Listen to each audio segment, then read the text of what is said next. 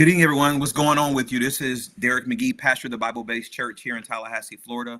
Welcome to another episode of Conversations with the Covenant Brothers, real talk with real brothers. I am honored to once again be able to bring you into a vision God gave, let you just tap into a conversation I have with my four covenant brothers on real conversation and real topics.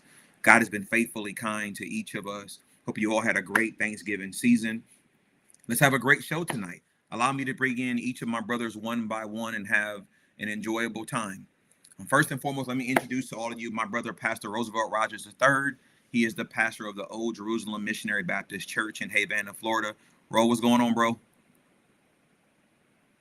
Everything good, man. How's it going? All is well, brother. All is well. Good.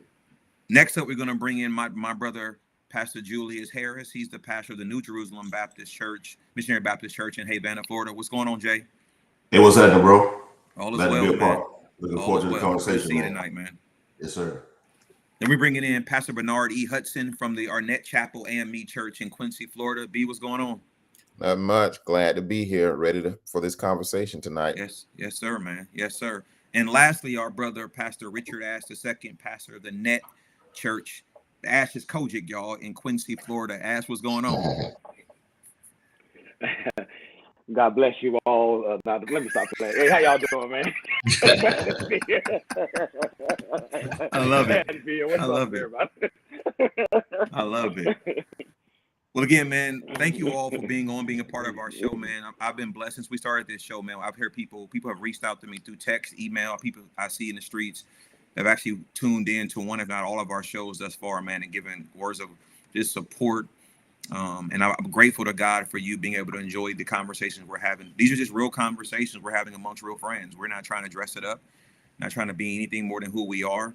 We're not on here with our preacher regalia on. We just having real conversations. And so tonight we have a set topic. That topic is godly assignment.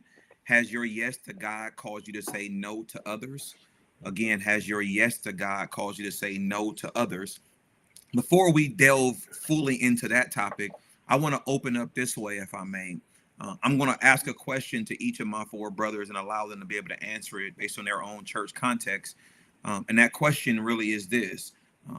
What have you had to do as a pastor before, during, and after COVID to keep your church moving forward? And so how has COVID impacted your ministry, and how are you doing church now in post-COVID times? We know COVID is still out there, is still real, but what does church look like for you in this, let's use the words post-COVID context for tonight's discussion?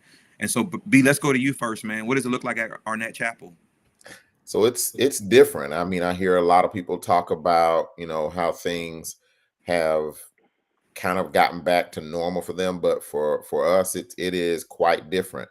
And we actually probably have, different pockets of people that join us in person. We have people that join us virtually either on Facebook and YouTube. And then I still also use a phone line as well. I mean, it was difficult. We actually had to pivot on the fly because initially, we weren't equipped for live streaming. And so our only means of being able to do this was a conference line. And then we had to, get the infrastructure to be able to do that. So I feel like I actually turned from pastor into producer. And I think I've shared maybe with you all when we were doing this at home. I mean, I had a setup. I found myself buying equipment and stuff every week to be able to go live from our living room. But now that we're back in the building, we did that for a little while with the small things that I had before we were able to kind of get the real infrastructure set up so that we could live stream. But what we see now is not what we saw before COVID. Wow. It really impacted us because, you just have people for whatever their reason, they choose to join us virtually. And I say, these mega ministries had a leg up because the things that we were forced into doing, they were already doing. Correct. And the reality is that the people they count as members, some of them never even come into the building at all. And that's some place that we have to try to get as well, to understand that we're going to have virtual members. And I struggled for a long time trying to figure out during COVID, man, how do I provide pastoral care to people I can't see and I can't touch? That's probably the most difficult thing, as people were going through what they were going through and still having funerals to attend to, and having people to try to provide that kind of pastoral care. So, right now, as we try to do it, I would say that we're in a hybrid situation. We have members who are in the building, but we have some who are joining us virtually who may never come back in the building because of, the opportunity to join on those virtual platforms. I agree with that, man. I mean, the hybrid pace, I feel like, is here forever, right? All of us now are at have some level of live streaming in that regard. And so I'll share from our end before I go to the next brother. We had talked about it for 2 years about going live stream, right? Buying the equipment, going live stream. Just kept talking about it. Never really happened. Had no reason not to do it. We just never made it a priority. And then COVID hit, and all of a sudden, you're having to do something to get the word to your people. And at one point, man, we literally were using my cell phone, my wife's cell phone, and her iPad. We were live streaming on Facebook. We were on then Periscope, and we had Zoom open, and just trying to minister to all those areas. Still camera, right? You really could maneuver around. We also had a small team that would come in every Sunday with us to minister through Zoom. The doors were locked. And, we are call and response, man. Like, we feed off the people. And so now you have nobody coming in, right? It's different. And I was in such a move to get the word to the people that by any means that's necessary, I never thought about the mental toil and emotional toil it was having on me as a pastor, just not seeing the people, right? And so now you're having to use virtual, like Zoom, for example, do everything.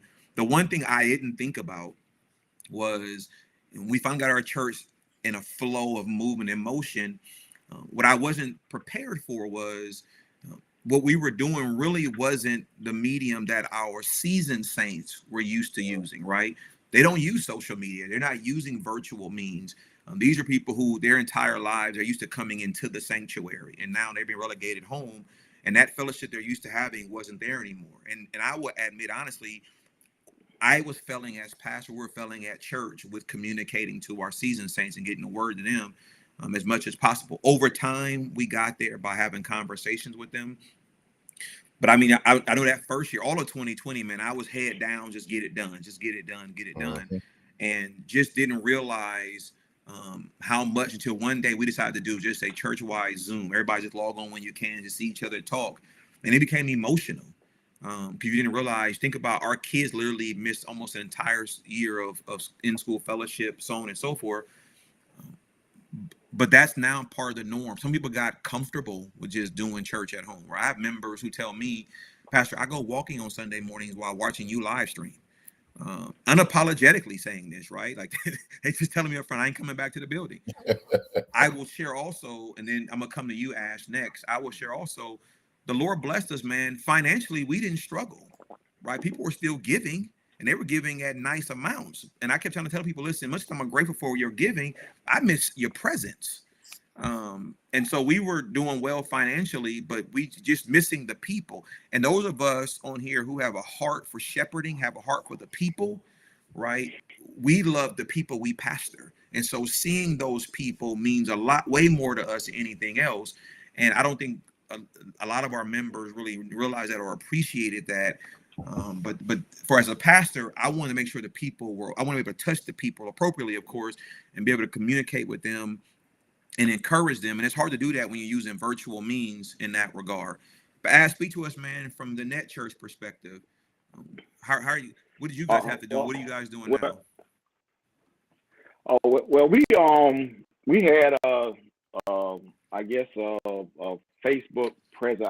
I was still doing before COVID. I was, I broadcast our service, on Facebook. So it was there, but I didn't have, it wasn't like it was like a second service, if you would. What I mean by that, already. And of course, like you said, once we had stopped in person service, it was good that I had already, had a certain, audience that was not like members of the Net, but it was like eye-opening as well as to the fact that when everybody came home, then I picked up like other members. and what I mean by that, I was, on a Sunday morning, I'll be across from the table, and I would have, you know, people that just and have people, hey, what happened Wednesday night? What we doing? And I'd be like, I didn't even know, you know, they was even watching. Yeah, I'm being honest with you. So Yeah.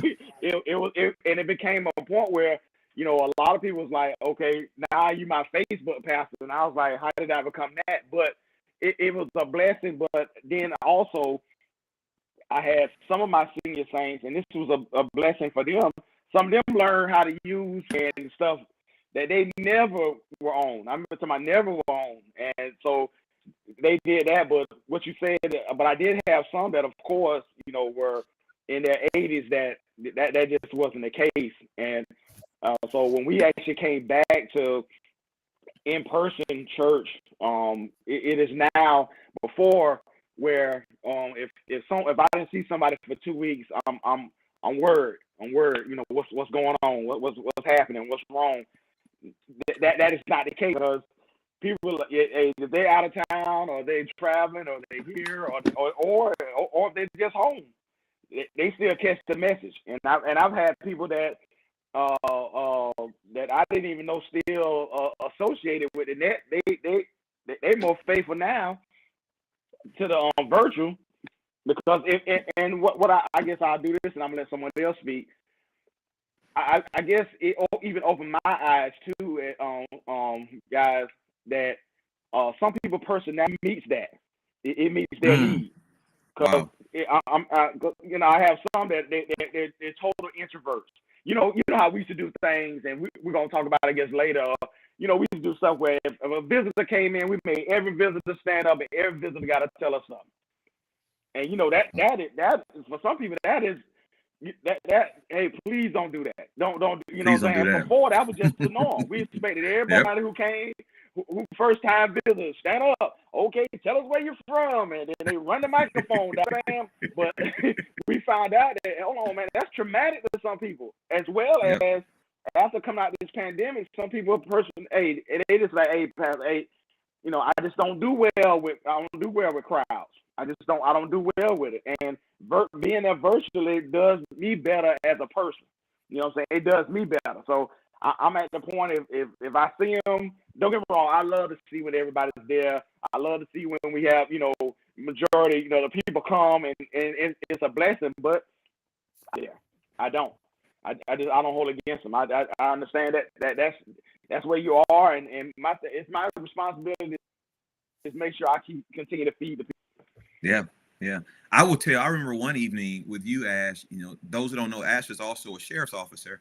I remember one evening, you know, we always support each other. So we would make sure we support each other's Sunday services or Bible studies. When we finish ours, we go log on each other and just watch each other Bible study. And one evening, Ash was not on Bible study at the time he normally would get on. And I didn't think much of it. And then I got noticed that he was going live streaming. He did a live stream Bible study from his work vehicle. I was like, but what it was there are people who literally had become a part of their norm, right? The log going to his Bible study. So literally he was in his work vehicle doing Bible study. And it wasn't long, but it was still impactful. And to me, that was the awakening of what COVID spoke to me about as a pastor, beyond all the things we had to adjust to, man, was the word became so preeminent, right? But people, they needed that word. And you know, they didn't care about seeing the sheriff's bars in the back window behind you. They didn't care about the attire we had on. These are people who literally were eating the word of God, and it became a part of their normal, right? And then it was relevant to them because it was being taught in a manner they can actually grasp it. But I remember that evening, man, when you logged on, I'm like, this brother sitting in his car. And there was nothing about the teaching that was watered down, but it was just it was a reality of the context we were in, that you don't have to be in the pulpit, man. Like just teach the word of God wherever you are.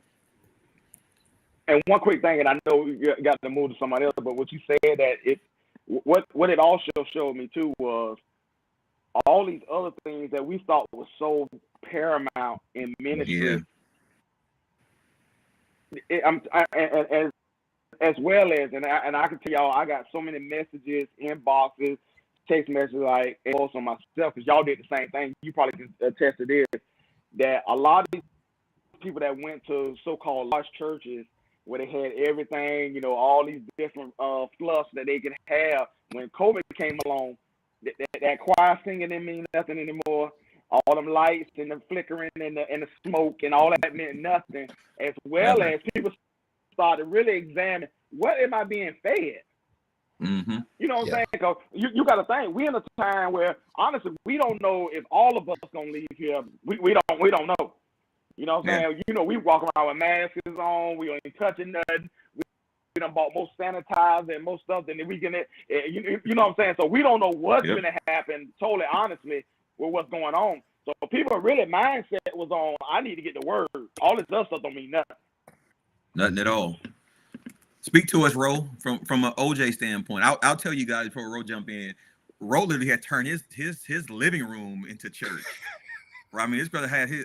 People have no idea like the things that we were doing, man. Yeah. Ro, man, Ro had a whole situation going on. Tell them what was going on, man.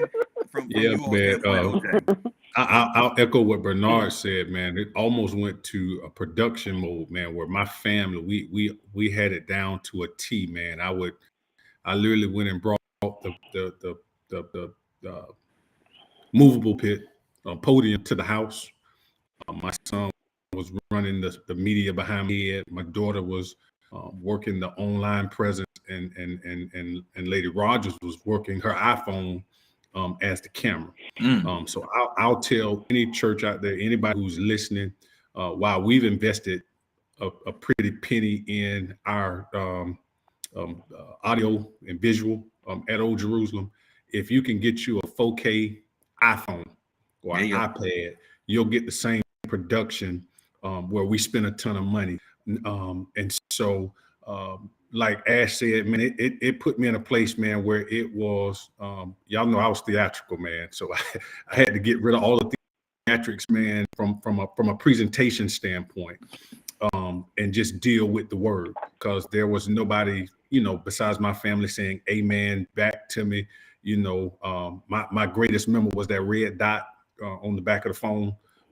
You know, so you know that really caused me, and I think a lot of it exposed, and me and Julius talked about this before. I can't remember what preacher said it, man, but it exposed preachers, whether or not they were preaching substance or whether or not they were preaching fluff.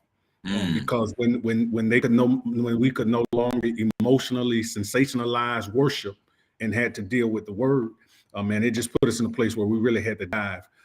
But echoing everything that all you guys have said, man, one of the things post-COVID that really taught me is, man, you got to make people feel comfortable where they are. Some people want to wear masks, some people don't, and so we don't put a big issue one way or the other. We just say be as comfortable as you feel. When numbers go up, we have ushers at the door with masks. When things are kind of settled down, then we allow people to do it. But two things that I really want to talk about, and I'll yield, is one, it taught us, and Ash kind of alluded to it, it taught us a lot of the unnecessary stuff we were doing in worship. Yes, sir. Where we were spending 2.5, close to 3 hours with a bunch of fluff and fillers. COVID taught us, man, people just want the word. And when we came back to the church, man, people were not looking for that, man. You know, it's plenty of Sundays, man. If the praise team or the music ministry has worship to a certain level, man, I'll just go ahead and preach. I won't worry about announcements, none of that stuff, man. We'll catch it at the end. And so that, but then the main thing that I want to kind of talk about a little bit is, man, post-COVID made me really look at where we were spending money. Yes, sir. And what were the necessities, what were the priorities, and so if you're not investing in your audio visual components at the church, you're falling further and further behind. Again, I'm not saying go out and buy, you know, the 4K cameras that the Lord has blessed us to get, and all the TVs and monitors and things of that sort, but at least invest something audio visual for your ministry, because my furthest memory, guys, is in Billings, Montana. And he logs in every Sunday. He sends in his giving every week. He checks in with me at least once or twice a week, just to connect on what he received that day. So make sure you're doing that, because at one point, man, I was ready to go back traditional shutting down all of the live streaming and trying to make it as personal as possible. But then I started thinking about, man, we got an audience out there, like Ash said, man, that may never come into the sanctuary.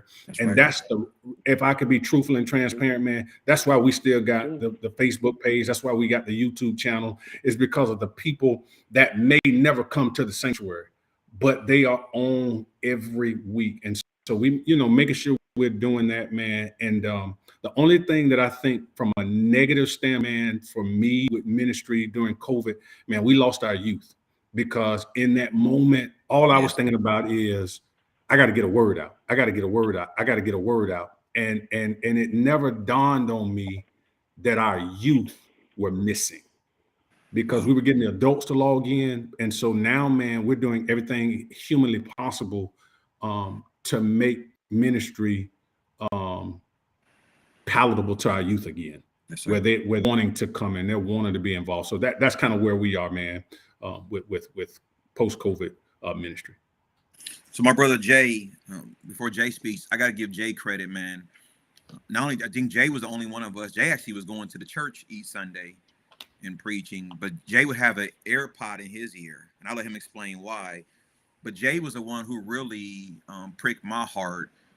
Like you mentioned, Ro, but Jay's sons actually was working his audio visual, and he kind of just spoke one day about, man, just getting youth involved, man, and that catapulted, man, around my son and my nephew, and a few other youth in my church, man, working in our sound ministry, man, and just to see those guys excited, flourished, almost perfect attendance on Sundays, man. But were it not for that conversation during COVID, man, I don't know if that reality would have been seen at our church, man. But Jay, man, speak from a new Jay perspective, man. Things that you all had to adjust to and what you guys are doing now. Yeah, absolutely, bro. I'll start there. From what you're just talking about. I've always wanted my sons, man, to be involved in ministry. I always wanted them to, but I didn't want them to feel forced. A lot of times we force our kids. Even our generation, we would drug the church. And some people need counseling because of that right now. But but I always wanted them, man, to just find their way, bro. And so COVID was really an opportunity for them to get involved in ministry. And I think also it was an opportunity for us to grow. Man, I grew during COVID, man. I think that if you didn't grow during COVID, I mean, you miss your chance. I think a couple of the brothers just mentioned it, that, man, a lot of things that we thought we really needed within our worship experience, and I mean, we really didn't need it, man. We didn't have it. But I was going to the church because, of course, I stay around the corner from the church. And then I wanted the people to see the sanctuary.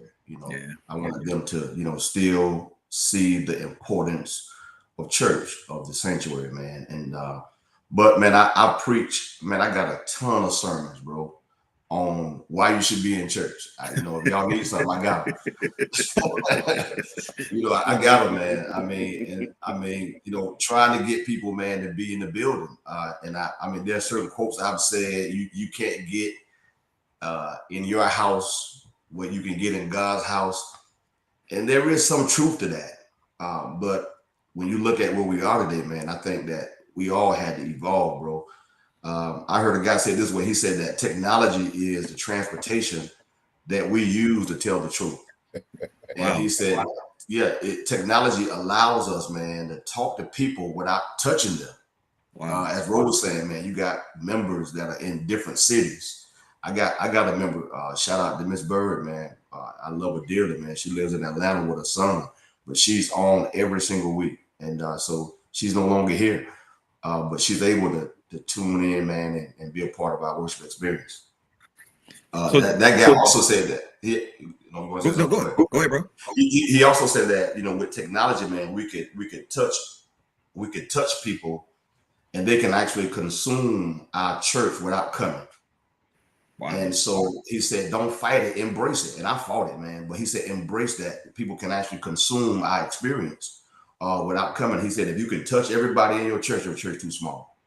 And so, man, I think that technology is a way for us to really reach people that are outside the sanctuary. Hey, Jay, speak to, I kind of hinted at it, but speak to when you were preaching. Why were you preaching with an AirPod in your ear?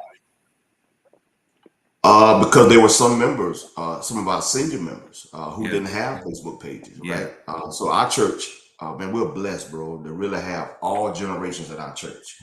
And so there's a great deal, number of senior members. They're not on Facebook. They don't have technology, but they could call in. So we still did the conference call, simultaneously with, the Facebook Live. And so that way our senior members were able to still hear the word via conference call. And so I wanted to open up with that question and give all of us a chance to respond. And this is not, us from vainglory bragging about us, man. It really just speaks to the length we go for ministry, right? When we say yes to the call of ministry upon our life, none of us foresaw COVID coming, let alone lasting as long as it lasted, and its impact. And every church in this country and outside this country had to make adjustments, right? Everybody became I would argue, a international ministry overnight, in a sense. You had people from all over the place who are now members of your ministry and watching. And, some people may log on for a few seconds and then leave, right? They'll hop from church to church to church in that regard, man. But having to adjust. But it was said earlier, which I think is so critically important, is a lot of fluff, right? When you grow up, especially in the Black church, man, we're used to a lot happening on a Sunday morning, right? Somebody gotta get up and read the announcements. We're gonna do a lot of songs. We're gonna do a lot of walking, do a lot of things. And then by the time you get up to preach the word, people are exhausted. And when COVID hit, man, literally, like, Ash, for example, Ash would get on his broadcast. Ash would play a song, right? Hit play on a song, and then he would go right into preaching, right? Each of us did something differently. Bernard, being AME, Bernard had to follow certain guidelines that the rest of us didn't have to follow through. We adjusted, right? But it was for that. But that leads into what I really wanted us to talk about tonight, that I think is so critically important, about godly assignment. And I want us, when we talk tonight, brother, I want us to talk through the lens of view the audience as one of two people.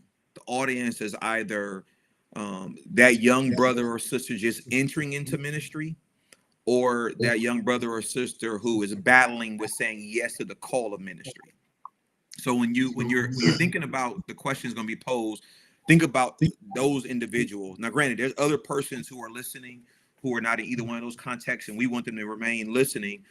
But there are things that we've all learned in ministry. Last Thursday was my 24th year in ministry, right? From the time first time I preached my trial sermon was 24 years ago last Thursday. And there are things that in ministry, that some things are taught and then some things are caught, right? There's some errors that are made. And so when we were speaking about what we've done, because what COVID did to us, everybody didn't do that, right? Some churches continue to meet every Sunday in the building, regardless what the numbers look like. Some churches had to meet because then they needed the revenue. Some churches actually, unfortunately, shuttered their doors because revenues weren't coming in. They couldn't maintain. But what people need to understand also is the weight of the yes, and that yes is not just when it's comfortable for you, right? Still, each of us were still studying and preparing to preach on Sunday, knowing we're going to be in a building or in front of a device with no one with us, right? We were still given the same level of study because that's the call upon our life. And so tonight, for the rest of our time, I want to deal with godly assignment, man. Has your yes to God caused you to say no to others? And I really want us to speak again to those, because one of my concerns for our young brothers and sisters, man, is people entering into ministry really not understanding what the yes means. Years ago, I heard this guy say, I can't remember who the guy was, but this was many years ago. And he was like, man, if I want to make some money, man, I just become a preacher. Right. And it was like he was joking amongst other people, but there was some seriousness in what he said, because for some people, they see the ministry as just a real good hustle, right? A real good hustle, just delve in there and make some money, say just about anything. And it's okay. Or, when that one preacher, let's use a quote unquote, falls or fails, all of us get indicted as a result of. And so tonight, I want to pose the first question, man. And I really want us to each of us to respond to this. But that first question is, tell us about your yes to the call of ministry, right? Share with, because again, everybody doesn't know our call to ministry, man. And so let's go backwards. Jay, let's start with you this time, man. Just kind of speak to your yes to the call of ministry, man. You know, how did you walk us through that experience? Absolutely, man, bro. Let me start here, man. I ran, man, for a long time.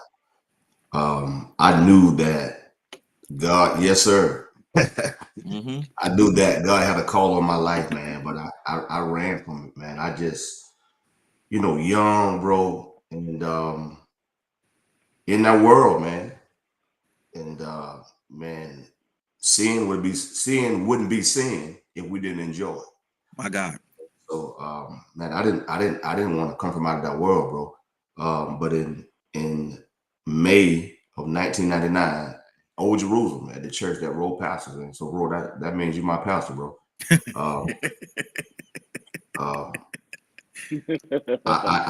There was a one night revival.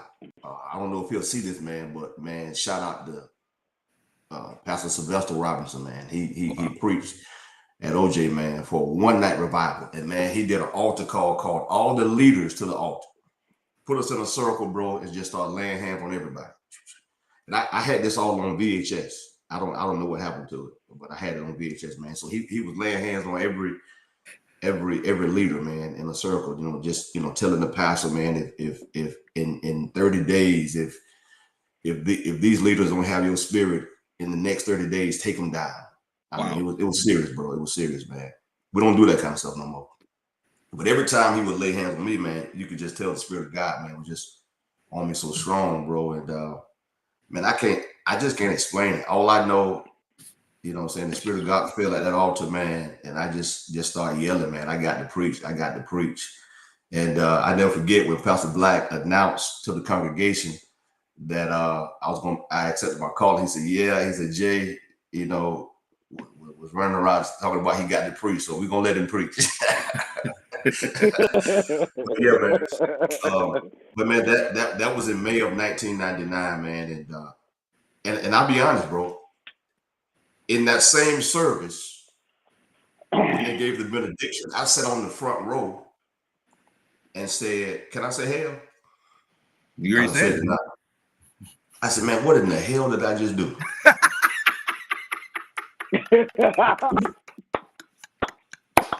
The same night, real talk with real brothers. The same night, I sat during the benediction of that service, bro. Man, I mean, so man, I had no idea. Yes, sir. Of what I had just did. Yes, sir. And man, but I would say this, bro, that accepting my call to ministry, bro, was the best decision outside of accepting Christ. Is the best decision that I've ever made in my life, man. My life didn't make sense up until that point. My life makes sense now. I think that your calling or your yes, as you put it, I think it alters your life for the better. My God. It literally places you slap down in the middle of the will of God. My God. It does, bro. And so it's impossible, I believe, to be in God's will, man, and please people at the same time. My God. I know the Bible said that Enoch walked with God, and before he was taken up, that he had the testimony that he pleased God. And Jesus, at 12 years of age, at 12 he acknowledged, his desire to do the will of God at 12, man. And Jesus is saying that he must be about his Father's business. The Bible says that he left the temple in Jerusalem and went to his parents' house in Nazareth. And he increased in wisdom for the next 18 years. And so, man, your call, it is going to call for you to leave something. My God. And man, I think that, you said to speak through the lens of those who are struggling with that call, man. And there are some that are struggling just like I was. They don't want to leave that world, bro. They don't want to leave. They don't want to. I think Jesus also said something about count up the cost. They don't want to leave. Yeah. you know, they don't want to leave, man. And so I think we got to understand that, man, that you got to leave something, and you're gonna have to say no to a lot, man. And I think all of y'all could agree here, man, that we are yet still saying no to other stuff. My goodness. Because of the call. Yes, sir. But again, your yes will call it. But I'll just stop there just for time to give the other brothers, a chance as well. Ro, jump in, man. Tell us about yours. Okay. So the unique thing about Jay and I, man, we actually accepted our call. Well, me, you, and Derek, we all accepted our call in '99, around the same time. Mine started, man, around January of my senior year at FAM, where I was literally waking up in the middle of the night for no reason. And only thing that could put me to sleep, man, and I tell the truth, man, I would grab the Bible, open it, but I couldn't tell you nothing I read, and I'd go to sleep. When it talked to at that time my pastor, Pastor Black, and man, he gave me the best advice. And pastors, man, I think we got to go back to doing what he did to me, and I think a lot of our pastors did. He sent me back. He said, go pray again. Make sure you heard what you heard, and if you come back, then we'll go from there. And so I went and prayed, man. I say, okay, Lord, I got this feeling, but I ain't sure. I need you to confirm that through somebody. And so talked to my mom. She was like, yes, and so I was like, okay. But I talked to my dad, and I was like, Dad, I think the Lord is calling me in the ministry. And my dad said these words to me, man, and we had never had this conversation before in my life, which confirmed it. He said, man, I thought you'd been preaching before your twin brother. And we had never had a conversation. So I go back and I tell my pastor at the time, I accept my call. And what was strange, man, and if we can be transparent, yes, sir. I'm not glorifying my actions. Jay said, he sat on the pew and said, what the hell have I just done? I literally went back to my apartment and smoked my last joint. I went back, man. I smoked my last blunt for the last time, because I mean, because we accept the call, but what we don't tell people, man, is that, man, that nature is still there, and so we got to to the people that we are today. And I think sometimes we're quick to throw people away, man, in the process. That we think as soon as we accept our call, man, everything changes overnight. For some people it did, man, but for some people, man, it's a growing process. And so, my yes, man, kept me, because, man, I was ready to go to Orlando, get situated. At the time, Lady Rogers was my girlfriend. I was going to get stuff situated in Orlando. She was going to be graduating a year later. Man, but come next year, 25 years later, man, I'm still preaching in the very first church that I ever preached in. Yeah. And so that's a unique story for me, man, because, my whole ministry has been at the Old Jerusalem Missionary Baptist Church, man. And so your yes will keep you from a lot of no's, man. This is the last part of it, and I'll say this for the sake of time, man. Before I became pastor, I became interim pastor. But before I became interim pastor, it was the Sunday that I had been voted to accept another church. Yes, sir. In the local area. Yep. Not gonna call church names, man, but I got accepted to a call to a church. And man, I sat down from preaching, and the Lord clear as day said to me, you'll be less of a man, you leave your home church for the sake of going to pastor, because that's just what you want to do at the time. And I called chairman and said, man, the Lord never told me to come there. And I turned it down. And that was a time, man, oh man, he was just good and good. There we go. Pastor, and my church watched me 3 months in. They were ready to vote. I said, that's not what the Lord said. You said 6 months. So after 6 months, man, next year I've been pastoring the Old Jerusalem Missionary Church for 14 years. So I'm grateful for my yes that caused me some no's. Yes, sir. Yes, sir. Rose smoking that. Ooh wee. Yes, sir. I love the transparency, man. This, again, it's people see our now, man. They know about our thens, right? They have no idea in that regard. As I'm gonna come to you last, man, because yours is to me is a little bit different. Not your caller was different, but I'll address it up. But Bernard, let's share yours, man. So I think the one thing that we have in common so far is I was in 1999 as well. February of 1999, I did my trial sermon. It was hard for me because when this initially got started, I went back to church because I was curious about my then wife being in church all the time. I was too afraid to tell her don't go to church, so I decided I better be where she is. So I ended up going back to church and watching everything that was going on, and slowly it was a surprise to me, but it wasn't a surprise to God. That's how God used that situation to grab my attention and to begin to speak to me. And then I accepted the call to preach.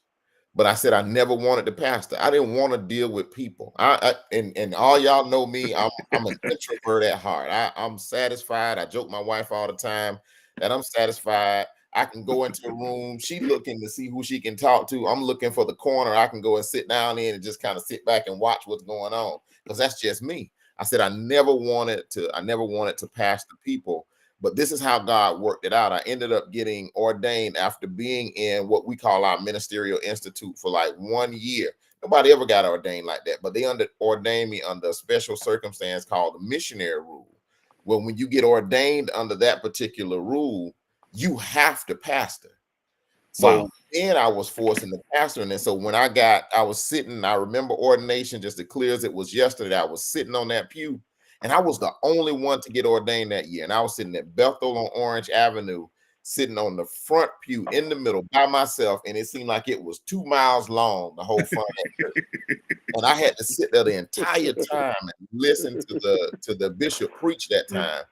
And then I knew, I ain't gonna say it like Julius and Roosevelt said it, but I started thinking to myself, man, I don't want to do this. I said I didn't want to have to deal with people. Now I got to leave my home church where I'm comfortable. I'm good being on staff. I'm good, doing that. Now I got to go out and I have to minister. And then God, what blew my mind is how God did it.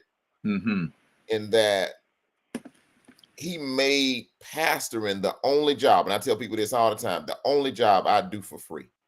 Yes, sir. Because I absolutely love it. And so what I would say to those who are coming into ministry and things like that is you have to make up in your mind that you're going to be dedicated and committed to this through the ups and the downs, because what oftentimes people see as what they want to run to is not really what it's all about. Not if you're going to do this for real. There is plenty of sacrifice in it.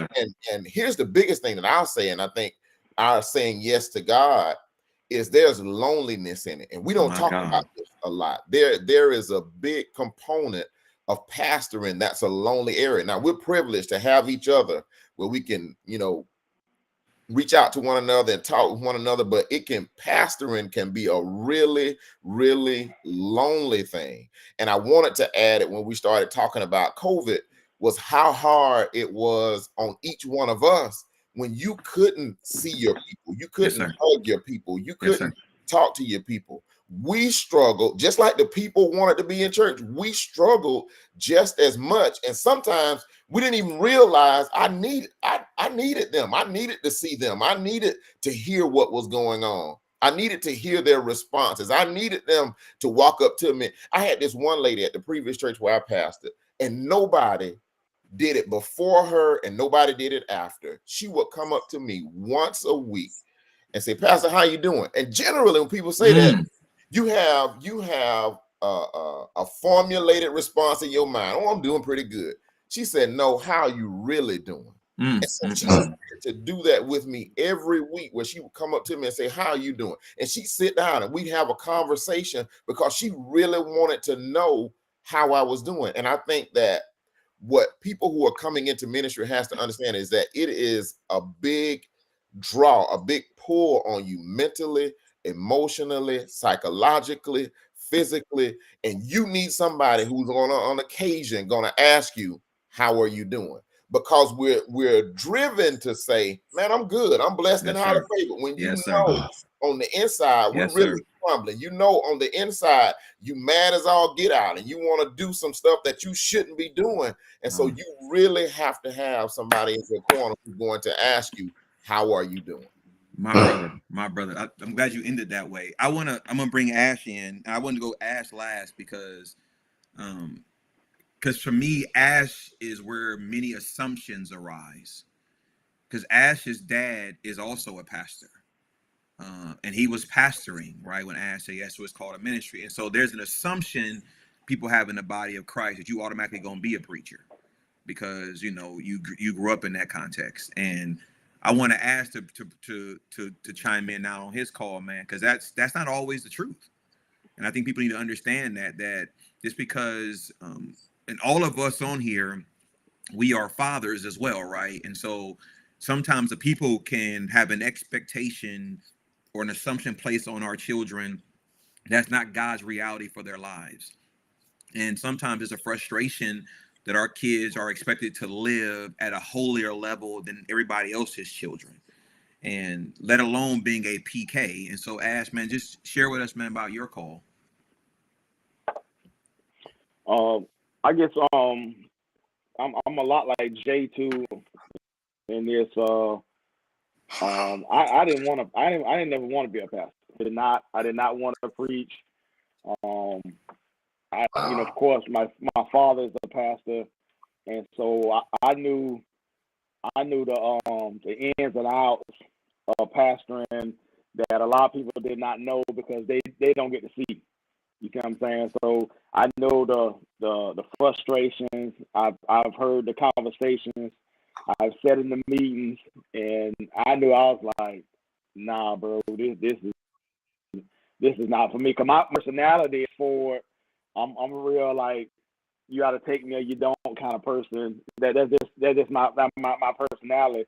So, and I've grown some in that you know, I know how to do that little fake smile now that people do, but most of the time you gonna get it high. I got it. And, you know what I'm saying? But at the same time, I was always taught, you know, by my pastor, that, you know, whatever you're gonna be in that. And not then don't this ain't what. So I never played, you know, around in church. You know, growing up as a kid, you know, so I mean, we used to have altar calls. You know, some of y'all had the morning bench. We used to have altar calls every Sunday. I mean, every Sunday too, but every summer for us to be saved. And I remember one time vividly, I was called up there with all the rest of everybody and asked me, did I want to be saved? And I was like, nope. And boy, the air that sucked out that church that Sunday, boy. It was like, what? You don't want to be saved? And I was like, hey, Jay, I had in place, so we didn't get. It was something out there. I had to see. It was some more. Yes, sir. You want to finish? I need to see what's on this other side over here. So, but my point was, I was always taught to just be honest. You know what I'm saying? Just be honest. I got plenty of friends. We grew up in church. I got plenty that rolled out on the floor and got up and told them they had all this and they ain't have nothing. You know, so I seen both sides of it.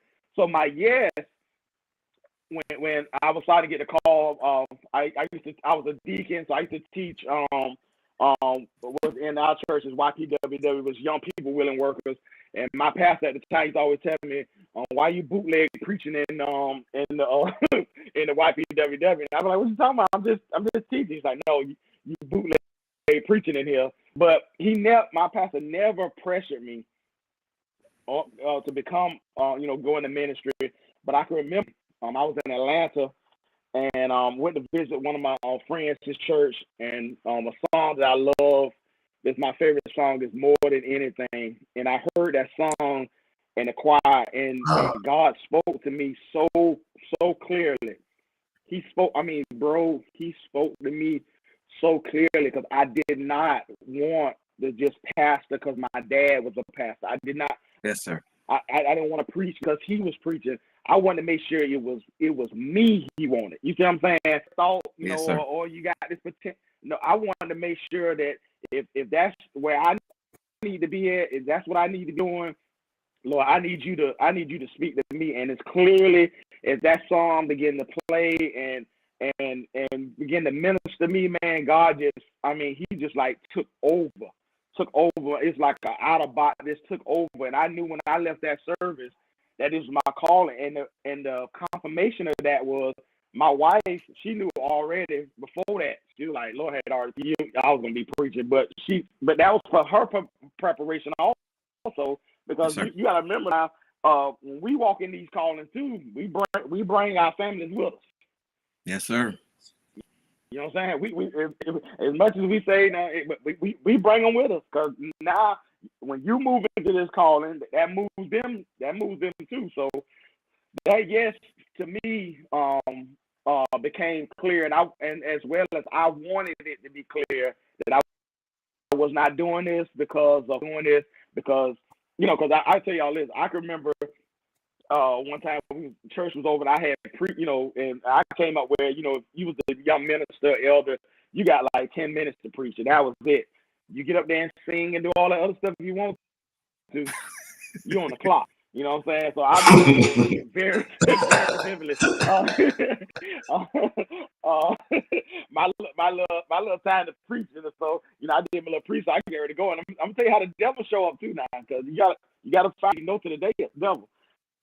So in the church, I finished. This lady came up to me, and she said it so sneaky and quiet. She was like, "Hey, if you start a church, I'll come over there where you at." And I was like, "What the? Yes, sir. What are you Yes, sir. Like, yes, sir. I'm like, what? I'm like, yes, sir. And it caught me off guard, because I wasn't expecting that. All of us in the same church, I'm more Yes, than sir. happy to serve under my pastor and do the thing. I was not looking for pastorship. I wasn't looking for none of that. Once I got the call, I was second, third, fourth. It didn't make no difference to me. I was just gonna help out in the ministry. But she came out. She was like, "If you start a church, I'll come." And I knew it wasn't God, and it wasn't confirmation. All the years I've been pastoring now, you think she with me now? No, she ain't with you. No. Yes, sir. But if I'd have said yes to that foolishness, you see what I'm saying? If I'd have said yes to that foolishness, then where would I be? I probably wouldn't even be pastoring now, because I'd have been in it for the wrong thing, for the wrong reason. So that yes you're going to have to do, you got to make sure that yes is to God. And yes, sir. So that means if I'm saying yes to him, that means I got to say no to this, to the world. Yes, sir. Let me delve in there, man. So for me, I said that my calling actually in '97, I was in college at FAM, and I really felt a tugging of God. And brother, when I tell you, I loudly said, "No, God, I'm not doing this." I only knew one young preacher, and that was my brother, Pastor Lorenzo Johnson. And he was the only one I knew that was in my age bracket that actually was a public preacher. And I was at FAMU, and the last thing I wanted to be is a preacher on campus. I was not trying to be that. I wanted to enjoy all 4 years of college in that regard. My grandfather, in his own way, prophesied without it really being a prophecy when I was a little boy that I was going to be a preacher.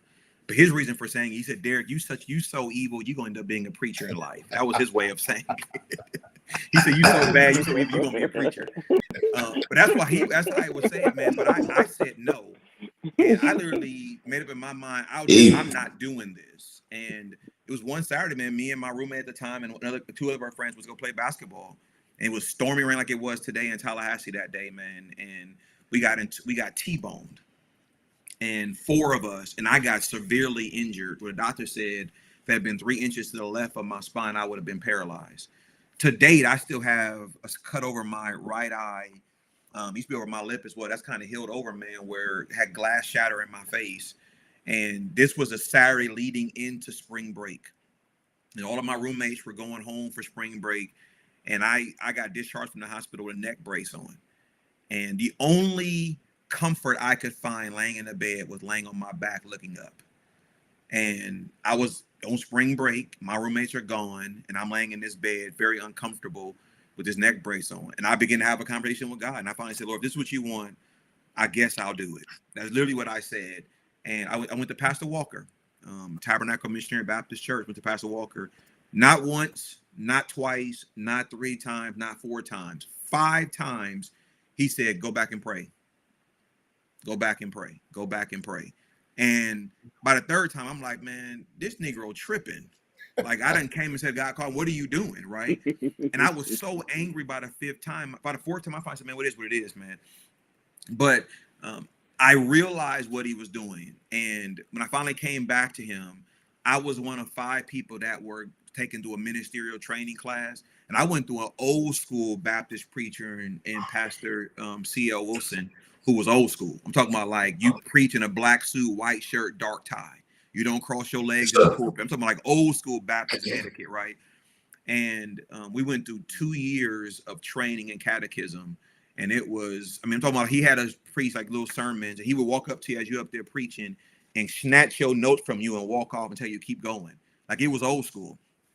And November 23rd, 1999, man, I preached my first sermon, trial sermon entitled, Are You Ready? When it said Jesus put his hands to the man put his hands to the plow, looking back and fit for the kingdom of God. People don't understand, man, like in the Baptist church, it's trial sermon, right? Because the old school was you got up there and preach, but the people had a voice whether they felt like you were ready to preach. And they didn't wait. They didn't send you through like in your face. They will say, yes, he's ready. No, he's not ready. And man, it was the hardest 2 years, man, because I did everything to hide that I said yes to a call to ministry. Because again, I'm in college still. It's not what I want to be doing. This is not what I want to be doing, God.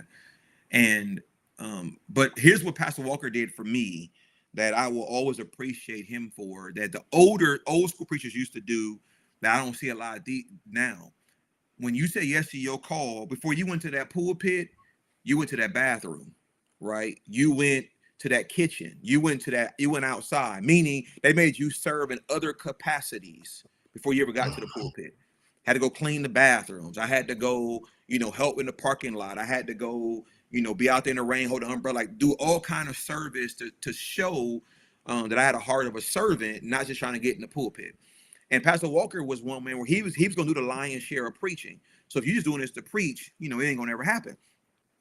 But I didn't appreciate having to do all these other things that don't equate, in my opinion, to preaching. Like, dude, God called me to preach. He didn't call me to be flushing toilets. What are we doing here? But he was really challenging me to have a servant's heart.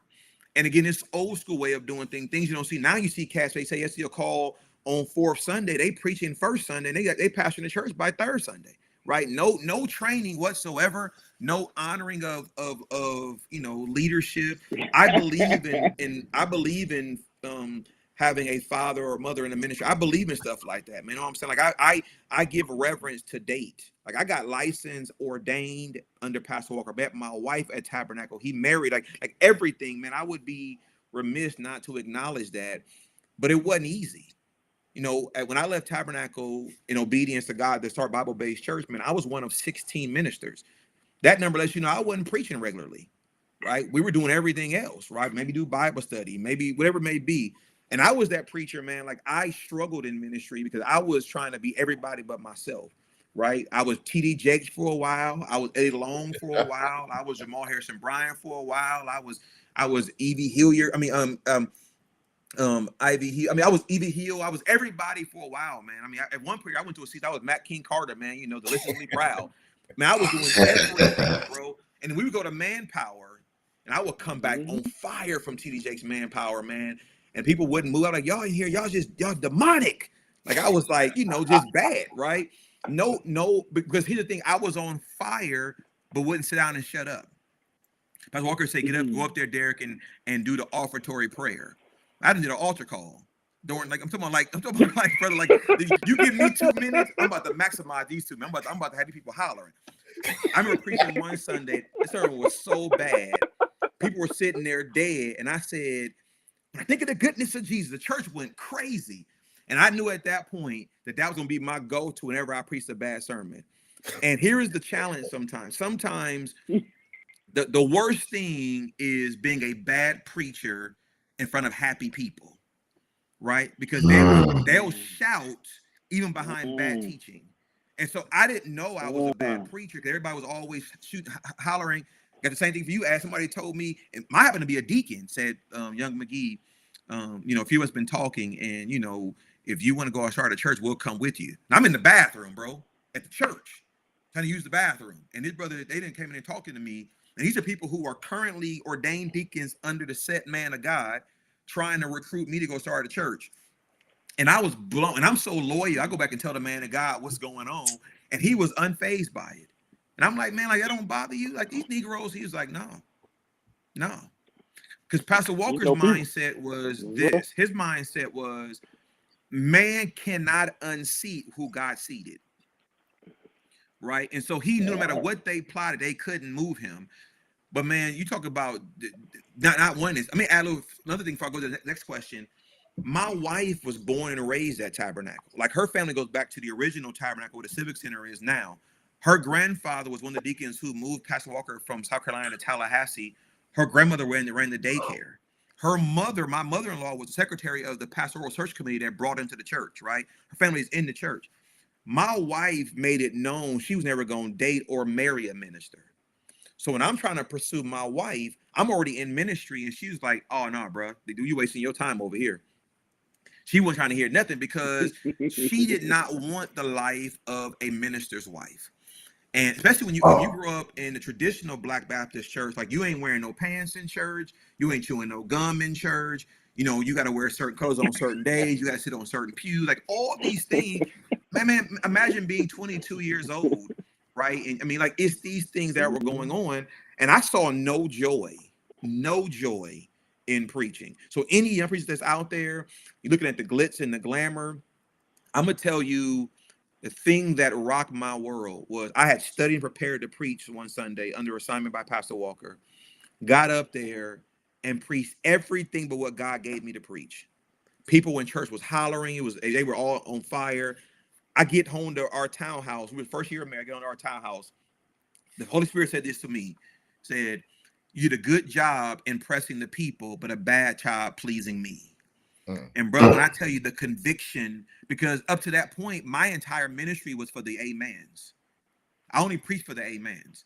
And the Lord began to convict me that, man, I hadn't really become a student to the Bible, right? I really hadn't been studying the Word of God as I needed to. And so I was a dangerous preacher. Now, everybody wanted to hear me preach because I was that hooping preacher, but I wasn't saying nothing. Right. Wow. Because for me, again, I was struggling to figure out, like, being a teaching preacher was not popular. Right. You want to remember, I'm Baptist now, you got to give 3 points in the conclusion. If you ain't hoop, you ain't preach. So, and I'm trying to get there. And I wasn't walking on people's furniture, right? But I was but the benefit that I had, that I think all of us had, is we had at least one, if not multiple, older preachers in the pulpit with us that we could be taught from, but also catch, right? And they had no problem on the spot saying you're wrong, right? And that's the thing that I would say to any young ministers, brothers or sisters, man, is when you say yes to the call of ministry, you need to make sure that you're saying yes to God's call of ministry, not your definition of the call of ministry. And that's going to lead to question number 2, man. We're gonna let this be our closing question, but this is a question that I think is important for us to really deal with. And I want to throw it out there. And the question, and B trying to talk about it, man, but what, if any, has your yes cost you? B said something that I could have really chimed in back then when B said the loneliness of ministry, right? We are blessed to be covenant brothers for real, right? Like, we genuinely are real brothers and genuinely love on each other, encourage each other. But man, there are seasons of ministry where it is absolutely lonely, especially when you desire to do it God's way. Yeah. Right. When you desire to preach the totality of the text, when you desire to do right by God's people and God's money, it can be lonely because people are doing it every way, but the way you're doing it seems like their way is prospering. Right. And so there is some loneliness in that regard. Right. There is a call. I'll give you my answer now and open it for you guys to kind of talk. The thing that I think has cost me the most. So my greatest joy in pastoring is I pastor my family. My greatest burden is I pastor my family. Now, what does that mean? What that means is, man, when we have family gatherings, somewhere along the line, I've lost the ability to just be Derek in a family gathering, right? Because people want to talk about church, and they always expect you to do the lead the prayer and the grace, right? They want you to give a biblical interpretation. I'm just trying to watch the game, bro. I'm just trying to watch the game, right? Like I ain't listen. There is nothing about the Bible. There's nothing going on in the football game about the Bible. Like you asking me what you. I ain't got a revelation, man. I'm just watching the game, right? But that costs you because you sometimes you're not afforded the opportunity of just being you, right? Somebody said it earlier. I got two people in my life, Mama Ann Floyd Lucas and Deacon Charlie Jackson. Every week, I'm going to get a text from both of them. She's going to ask me, all is well? I say, yes, ma'am, well is all. How are you? He going to send me a text that say, McGee. I respond back, Jackson. He knows I'm okay. Every week I get a text from the two of them. Genuinely just checking on me. Nothing attached to it whatsoever. It can be lonely because you spend so much time working, helping the people, loving on the people, until sometimes people forget, check on you, right? And I was always the anti-therapy dude. I'm just going to pray about it. I don't need no therapy. COVID, man, was an awakening in that, brother. You know, we got to make sure we're taking care of our mental. Jay taught me this through something you catch, right? It wasn't nothing for Jay to text, hey, man, bro, I'm not going to be in the pulpit today, man. You know, and back then, you know, some churches, man, they were pre-recording their services, right? So you can be out the pulpit, but it was the therapy of being able to say, not today. Ash does a service once a year, at least once a year at the beach. Right, things like that, man, where I didn't grow up under that context, and so I would try to get back on Sundays to be in the pool because I felt like I had to be there, and I'm there, but the people ain't there, and you know that cost, man, of being able just to say, Derek, you need a break, and so I've had to just say, okay, you know what, I got ministerial help now. Let somebody else preach. Doesn't mean I'm saying no to God, man, but I don't want to be preaching and also failing at the same time. And so let's open it up, man. What if any has your yes cost you?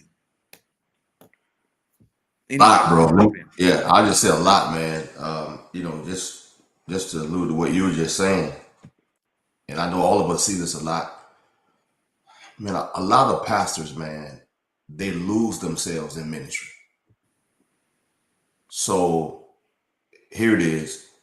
They can be great preachers, but horrible people.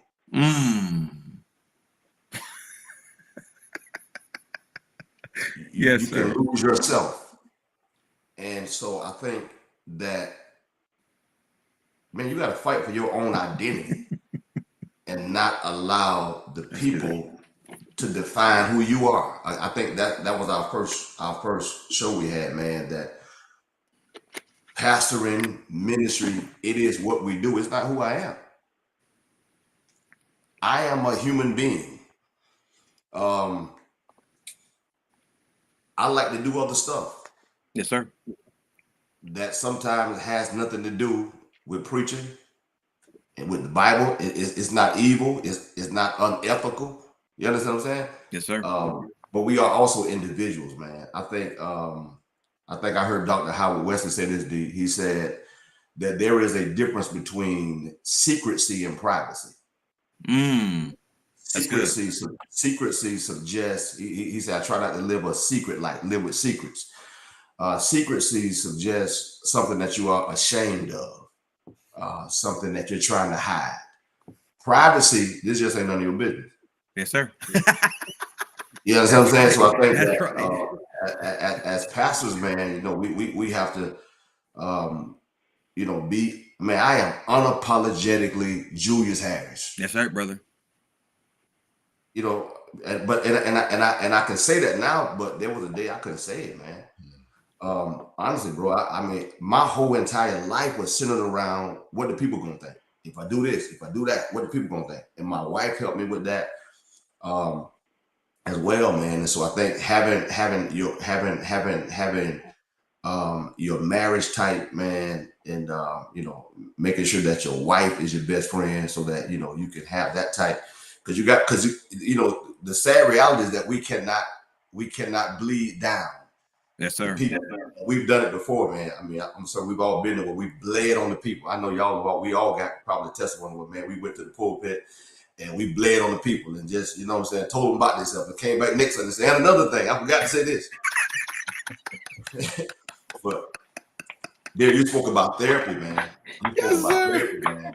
And man, therapy is so important for us as pastors because once you're in a good place emotionally, man, and spiritually, you'll become a better preacher. I mean, I can sit and listen to some guys sometimes like, man, he just need to sit down. You know, you need some time off. You can tell. Yeah, bro. There are times when I need time off. Yeah, bro. I mean, man, how my body is set up, I can't preach but so many Sundays, then my body will tell me, okay, look, you got to take off. Take off. Because if not, you know, you're gonna preach frustrated. You know, your body will tell you, man.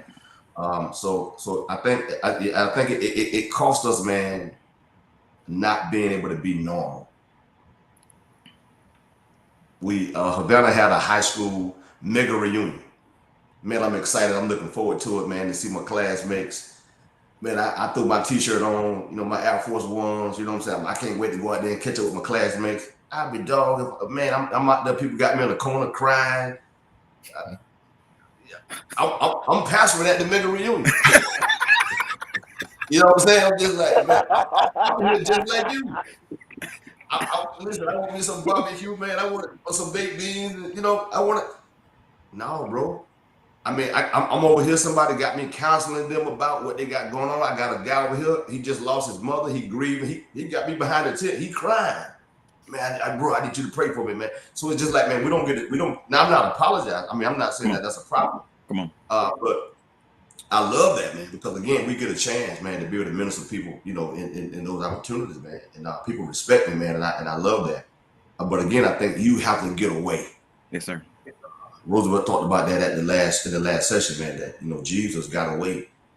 And I want to say this too, bro, before we close, that God is always, you know, just to that person who is struggling with the yes, that God is always looking for somebody, man, to stand up and say yes. Yes, sir. In my opinion, one of the saddest scriptures in the entire Bible, Bernard, is Ezekiel 22:30. Here's what it says. God said, so I sought for a man among them could not make a wall and stand in the gap before me on behalf of the land, that I should not destroy it, but I find no one. Man, it takes courage and commitment to accept your godly assignment. Yes, and so courage is, I'm not afraid of nothing and nobody. Commitment is, and this is to my Pastor Black, I think he's on. God bless you, Pastor. Love you, man. Commitment is, I do it even when I don't feel like it. Right. My pastor. Right. Another version of that same verse said that I look for a man who would build up the wall and stand before me. I think to the brothers that are on here, man, I think that every man ought to be building something. You ought to be building your family, building a good name, building integrity, building relationships, building partnerships, building people, building the Lord's church, building your portfolio, building your credit, building your community, building your stamina, your mental capacity. Even Jesus was a carpenter, right? Mm-hmm. But what I like about him, Ash, is he didn't just build tables and chairs and cabinets, but he took 3 nails. And come on here now. You finna pull the chain, y'all. Yes, sir. I'm gonna jump in. I'm gonna jump in with Jay Wolf. Hey, yeah, go. He took 3 nails and 2 pieces of wood, bro. Roosevelt, and he built the kingdom. So, man, we are builders by nature. And so, man, listen, man, accept your godly assignment. Yes, sir. Yes, sir. And build something. Yes, sir. I got a whole. I'm out of time, but I ain't out of message. Go ahead, bro. I knew it was coming. Go ahead, bro. I knew it was coming. That's why I said, hold on. I knew he was about to say. Listen, man, I think, man, for me, and this is a very sensitive area. And Derek, you hear me tell you this all the time, man. We talk. My yes cost me, man, not being able to grieve normally. Yes, sir. I've shared this with people, and some may know, some may not know, man. The hardest day in my life is March the 7th. March the 7th was the first day I stood in the Old Jerusalem Missionary Baptist Church as the interim pastor. But it's the same Sunday my mama died. And so, I struggle with that, man. And so, everybody expects us to be strong. And so, man, a danger I think we've mastered as preachers and pastors is compartmentalizing our grief. We can be hurting, man, and we'll put it on the back burner because somebody called and says, I'm dealing with this, or I got this going on. And so, you have to be ready for that. But all of us have said it, man. Pastoring can be lonely because you can't, as Jay said, we can't bleed down. If truth be told, man, sometimes I think we're scared to share because we don't know how people will judge us. We don't know how people will handle, those things that we may need to share. So counseling is great. And then, be ready to walk this thing by yourself. Derek, you said something, man. I think all of us go through that phase, man, where we're trying to find who we are as preachers, who we are as pastors, what's our niche, what we gonna say different that people ain't heard. You know what I'm saying? Ain't but so many verses in the Bible. And so, Derek, you said it, man, growing up in the Baptist church, man, we came in on the heightened area of hooping. Yes, sir.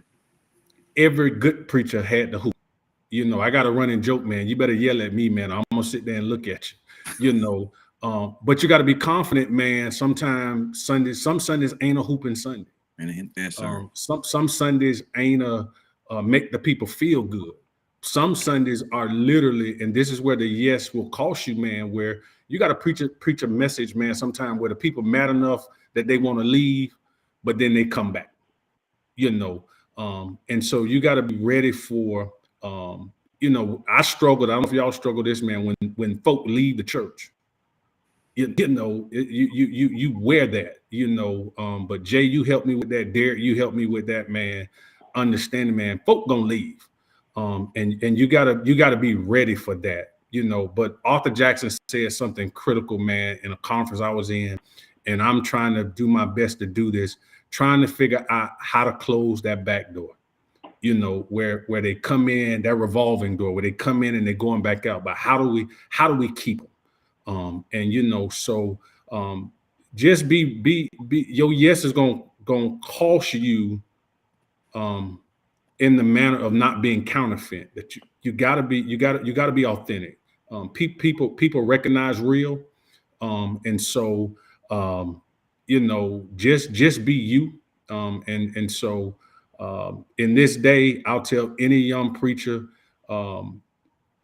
take your yes serious. It drives me crazy. Derek, you said it, man. They announced they preaching today. They do their first sermon next week. Now they apostle so-and-so and bishop this and bishop that, man. And it's like, you really don't understand what you're walking into. Yeah, brother. You know what I'm saying? Your yes gonna cost you, man. You can't make mistakes because people keep us under a microscope. We can make the same mistake the next person made, but man, it's costlier. Yes, sir. And so you just got to be mindful of that. So be you. Yes, sir. Be you. Well, I guess I'll chime in and kind of hit on this a little bit because the cost, it's a big thing. And I want to go back to something Julia said a little while ago.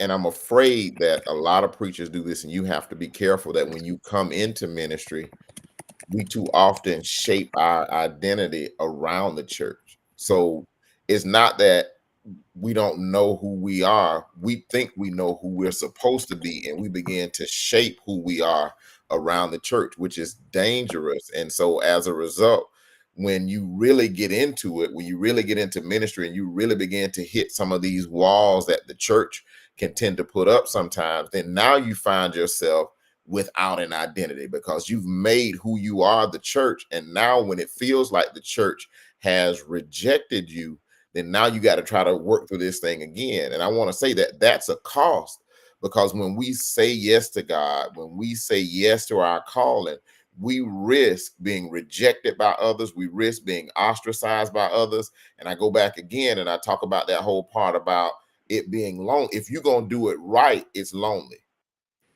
But if you're going to do it with other intentions, it ain't lonely. Some of you may never know what this means. Some of you may never understand what I'm talking about, because if you're going to do it and you're going to have, you already got your clique in mind. I joke about this a lot.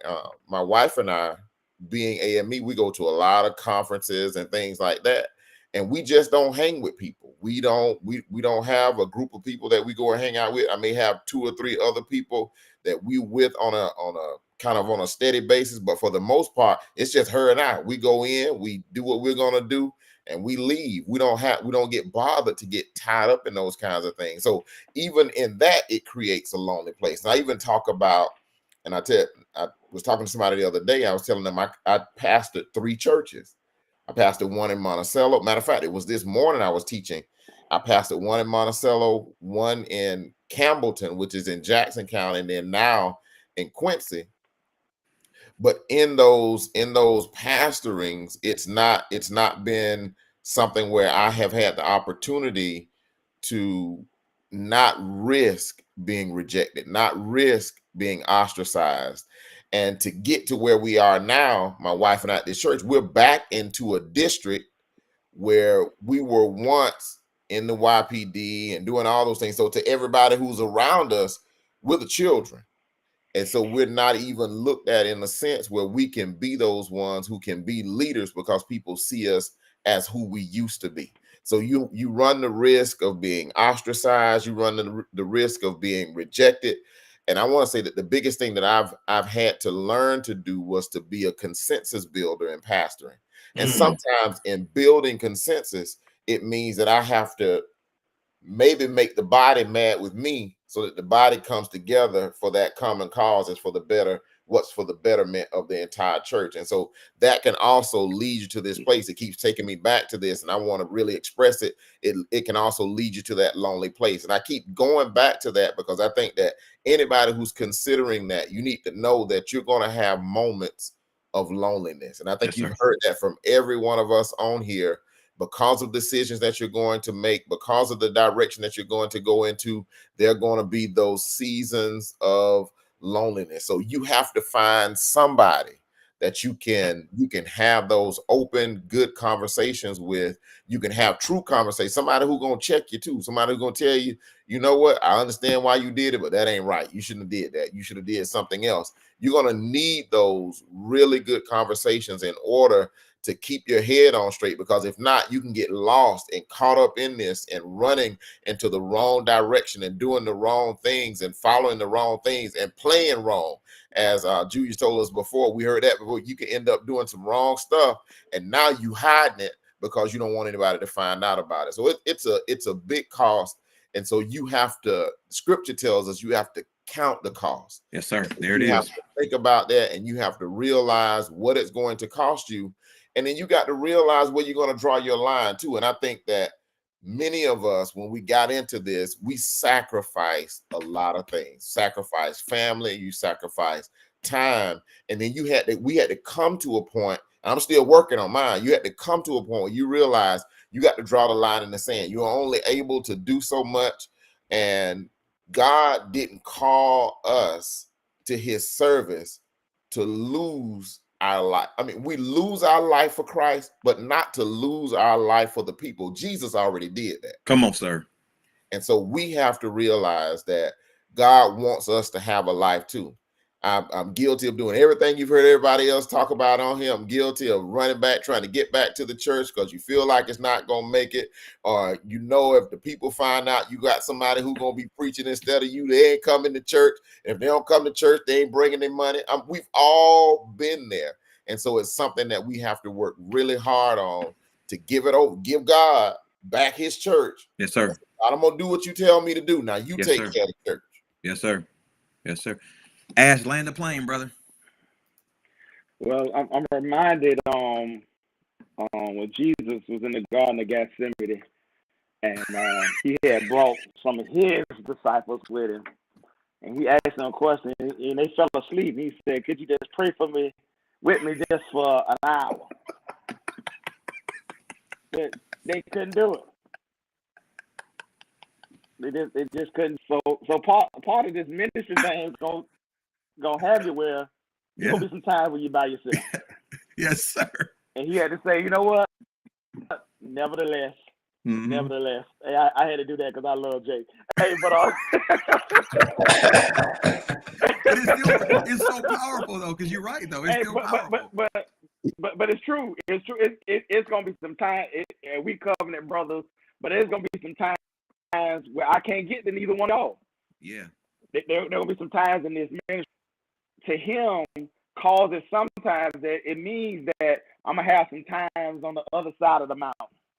You see what I'm saying? There's gonna be some times where I have to deal with things on my own, and as well as to hear from him. A lot of times we can have these a circle of people that are doing a whole lot of talking, but that ain't what he wants you to hear. My God. You see what I'm saying? And so the yes to him also, you said something there. You know, when I remember when I first pastoring, I remember the first time I saw R.A. Vernon, I wanted to be like G.E. Patterson, and then I saw Jamal Bryant. I wanted to be like, I saw what he was doing, but then I had to realize, no, he called you. That's their thing. Don't get me wrong. There's a lot of things you may take from others, which all of us have. You know what I'm saying? You have to learn how to eat the fish and spit out the bones. So you gotta learn who you are. And when I learn how to be authentically who I am, I'm Richard. I don't try to be nobody else. And when I said yes to being myself, things then began to open up. I was not trying to be like my father. I was not trying to be like everybody else. I had to do it the way he gave it to me. You see what I'm saying? And my yes to that opened up more doors for me for who I am. Because like you say, you authentic. It's hard to play. And that's one thing I love about y'all brothers. We can get together and we just cool with who we are. We all cool with who we are, and we don't put on no fronts to see how we just act around each other. You see what I'm saying? And this is it. This ain't no, we ain't put on no show. Derek, as smart as he is, he didn't send us the script and say, okay, now I asked it this time, what you gonna do? You know what I'm saying? This is unscripted. This is actually who we are. That's right. And what I found out is people now really honestly, we are dealing with a generation that we're trying to gain, that if we're not true to, they're not going to do like we are. They ain't going to do like our parents before them, that the preacher, because you knew all the stuff, but you can't say nothing about it. No, not anymore. Not anymore. It's not happening. Them jokers going to call you out on, hey, man, you fake as all get out. They know it. Mm-hmm. They know it. Put it this way, it's too many cameras out here on us. There's too much social media to be dealt with for you to think that you could be something other than what you are, and people ain't gonna be seeing who you really are. It's not. So your yes to this now is okay. The transfer is gonna be real to who you are. You know what I'm saying? There's a lot of things I had to say no to because you know what? That's just not who it's not for me.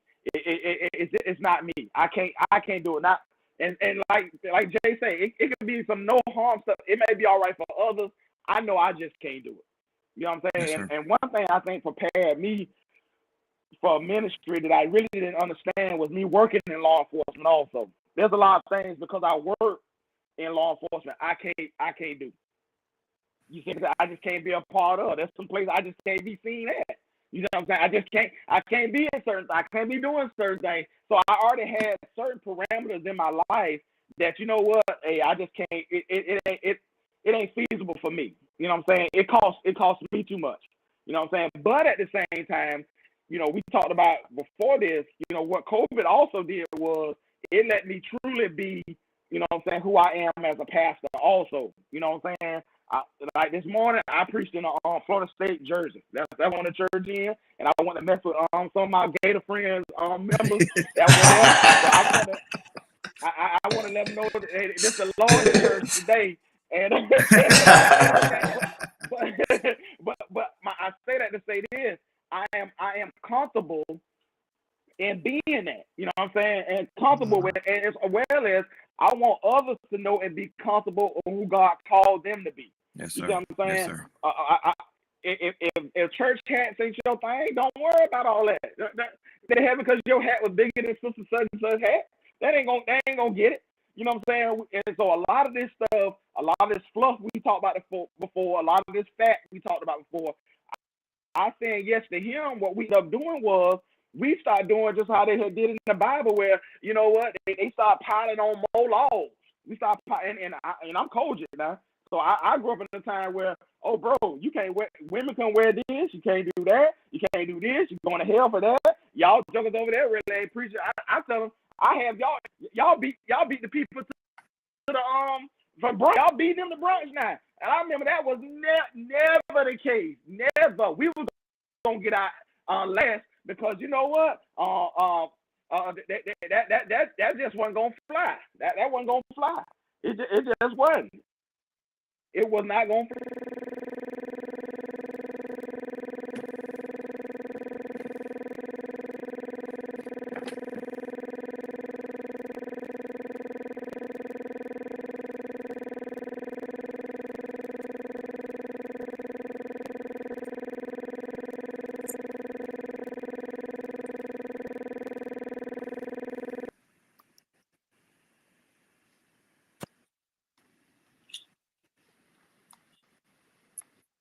Look at that.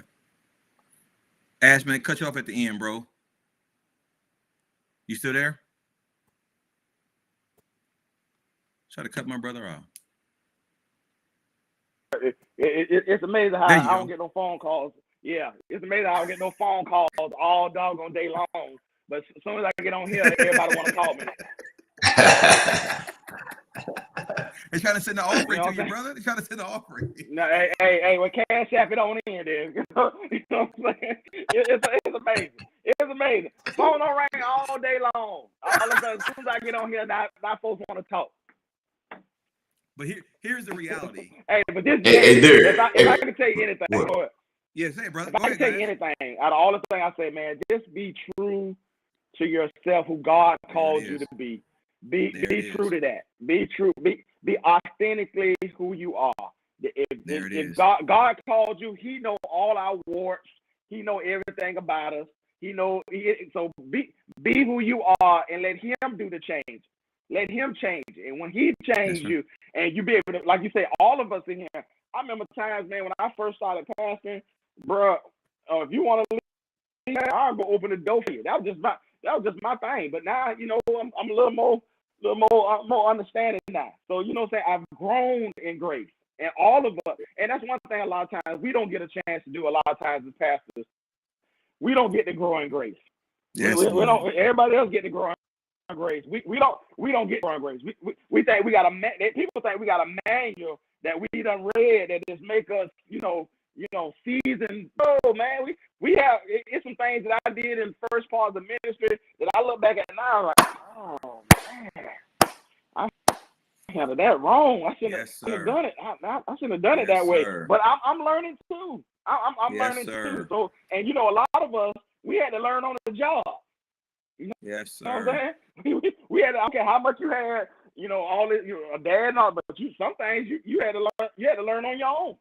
You see what I'm saying? And as well as, but I'm glad for grace that, you know, give each other, that we learn and be able to, you know what I'm saying, bounce off with each other. Glad to have some people that I can sit there and say, you know what, hey man, I'm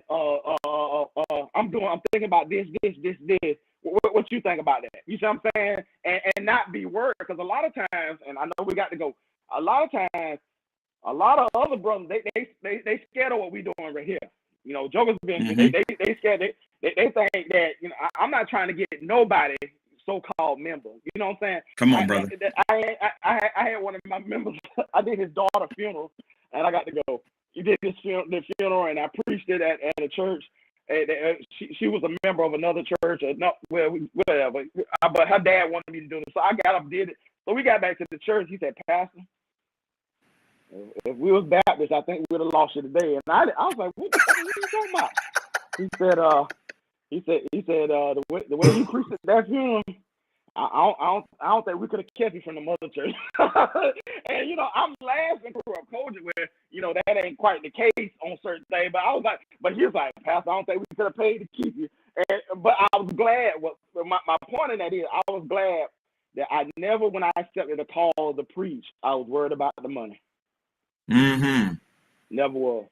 Never was. Wow.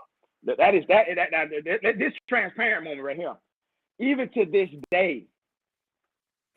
To this very day, I do not go in the office and be like, "I need what we doing with this." When it comes down to when they bless me financially, it's still to me. I feel like a burden. I just don't, you know what I'm saying? And that's another thing. When I started my Facebook, I never attached any money given to it. Never, because I never wanted to be like I was in this for money.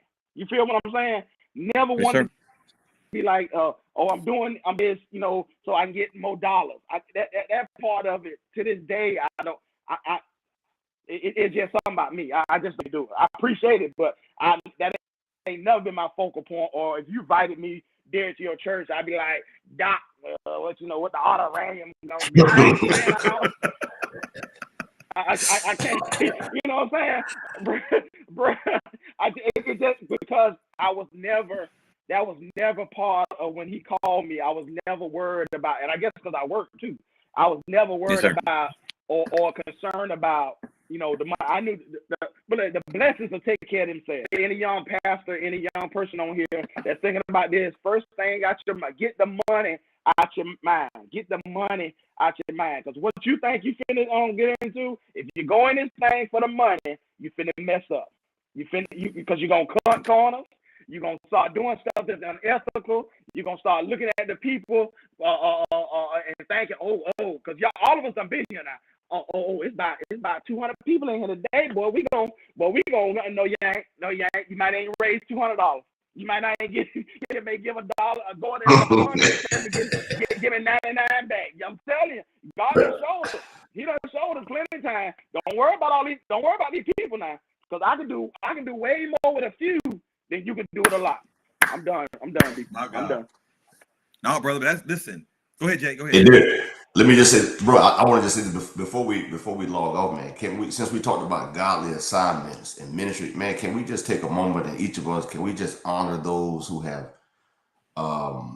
been impactful to our lives, man? I mean, I'm so glad one of my think. favorite quotes is, man, is always honor those who came before us, man. Yes, sir. So can we just all take a moment, man, and just honor our ministry influences, man, like our fathers in the ministry. Go ahead, man. brother. Can we do that? Go ahead. Yeah, man. For me, definitely, man. Pastor Jack P. Leland. I want to honor him, man, because he was that guy who established just family atmosphere in church. Gave me an opportunity to serve on the executive council. Man, I learned how to do ministry at OJ. I mean, man, I learned family atmosphere. So, man, I want to shout him out. Pastor O'Hara C. Black, man, my pastor.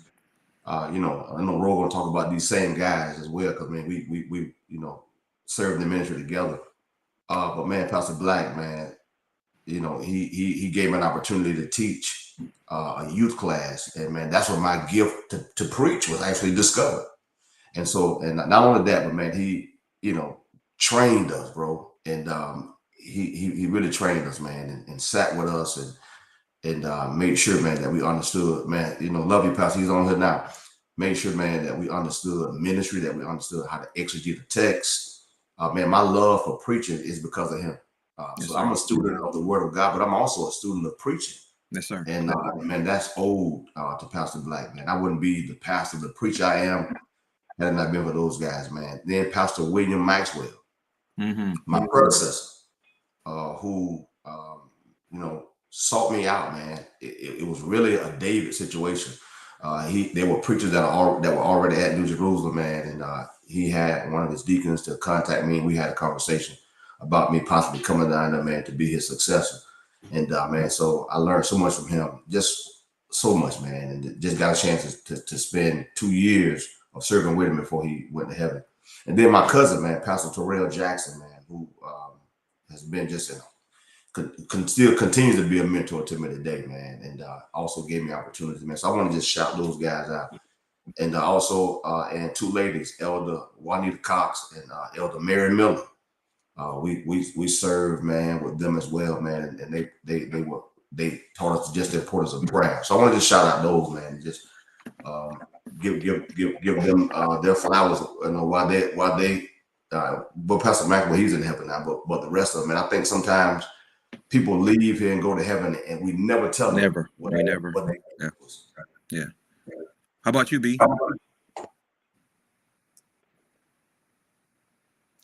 So I probably got a shorter list. As a matter of fact, and two of the ones that I want to list right now are gone. It was Samil Thomas, who was my home church pastor, and I learned what to do and what not to do watching his ministry. He was a great influence on me. He showed me how to. He told me this. He says the people will give you more than you can ever take.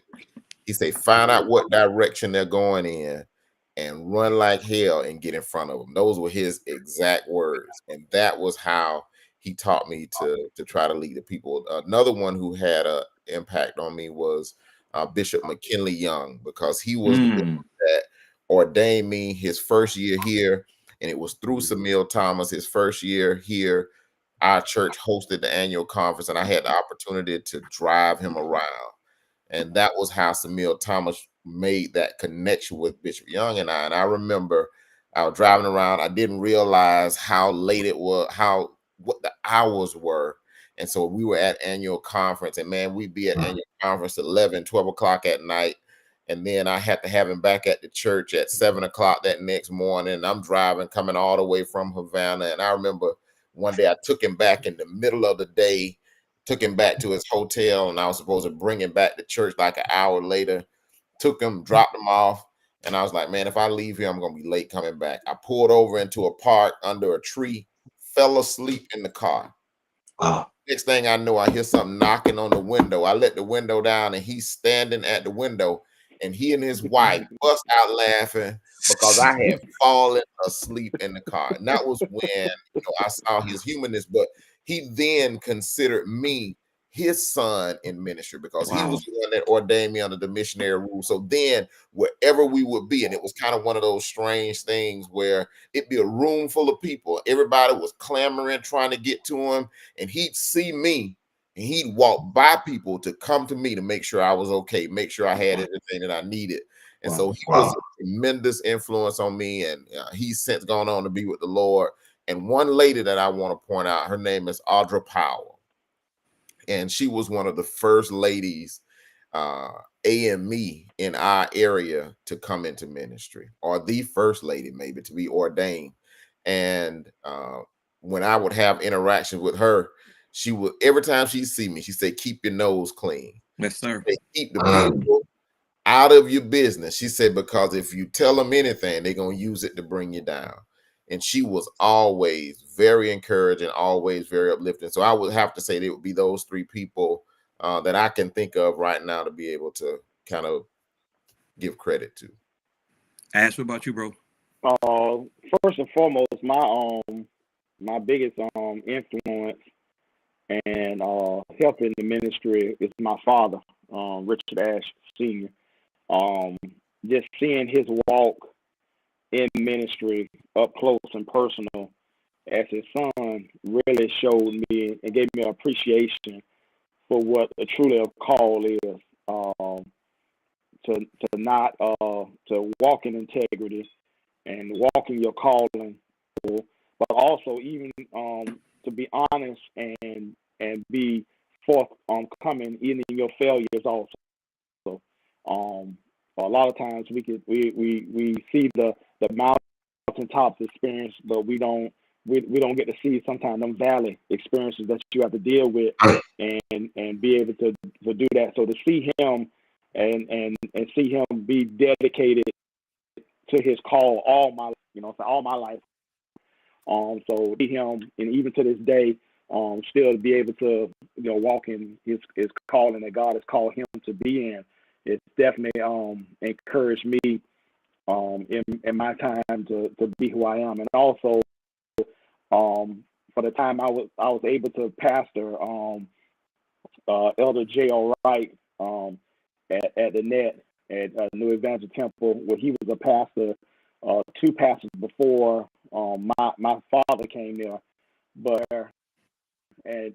even time that the Lord called him home, and for him to accept me as his pastor was just did, what I'm saying, he could have easily be like, who is this young joker here?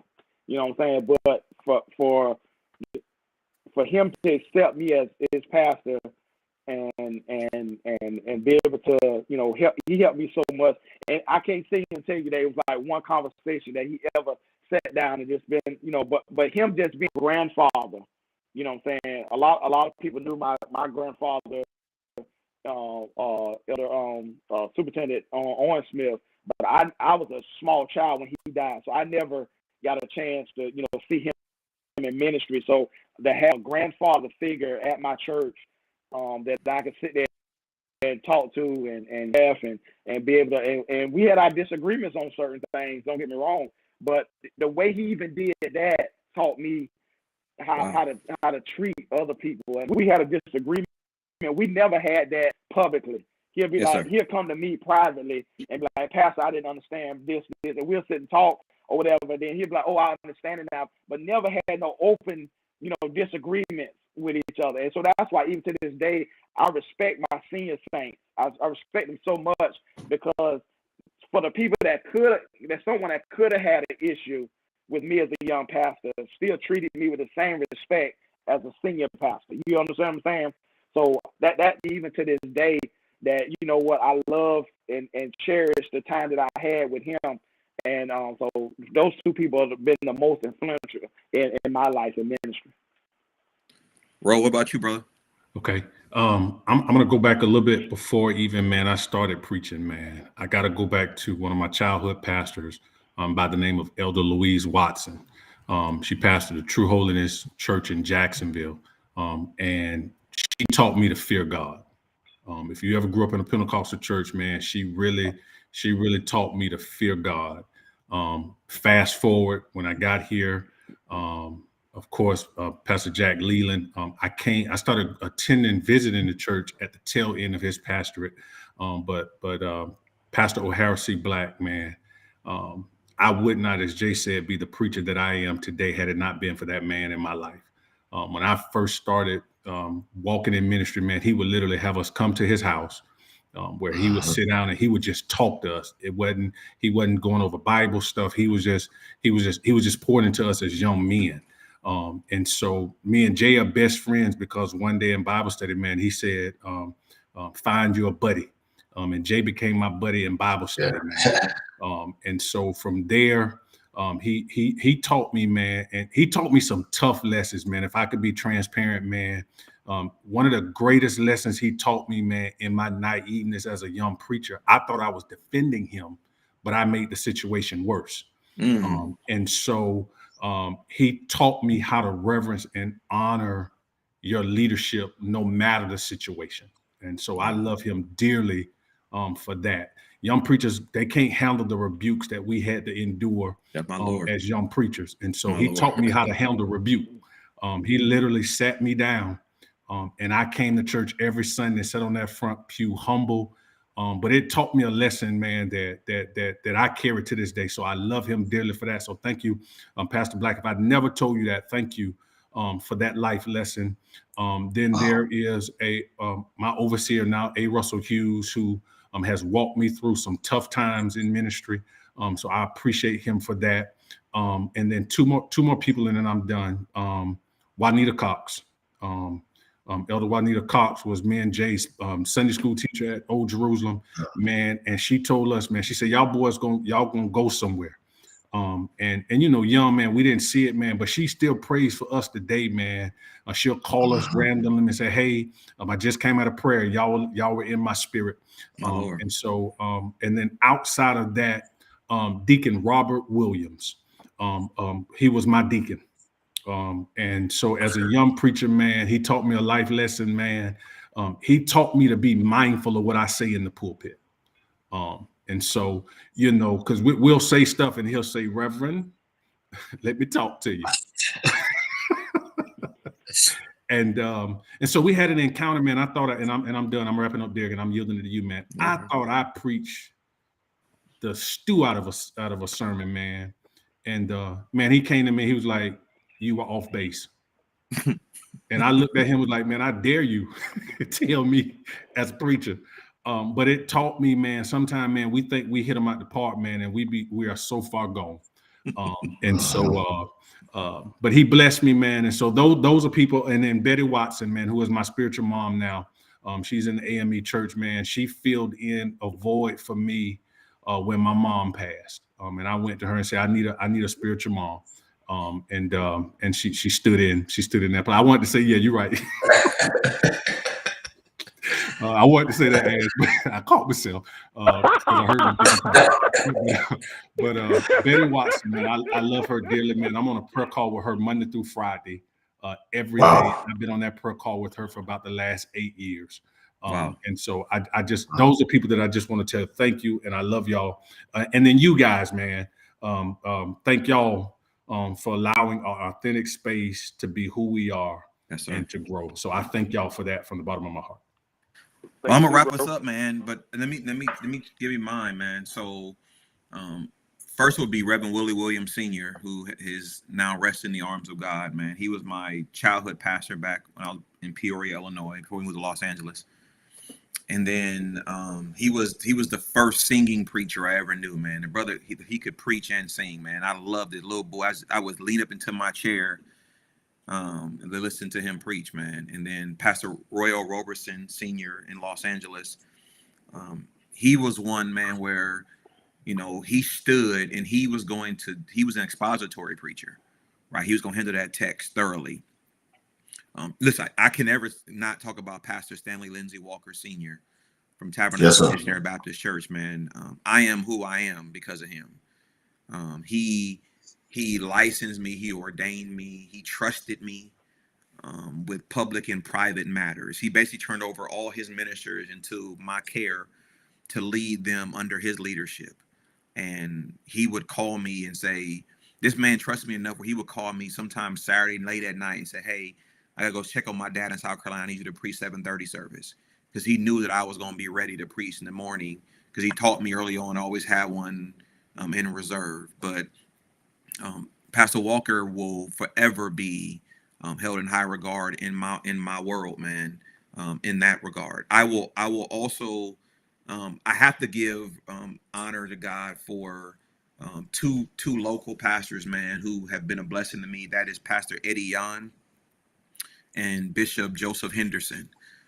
These two brothers, man, became even more important to me when we left Tabernacle to go plant Bible-based church. Both of them at critical moments in that journey, God used them to speak life to me.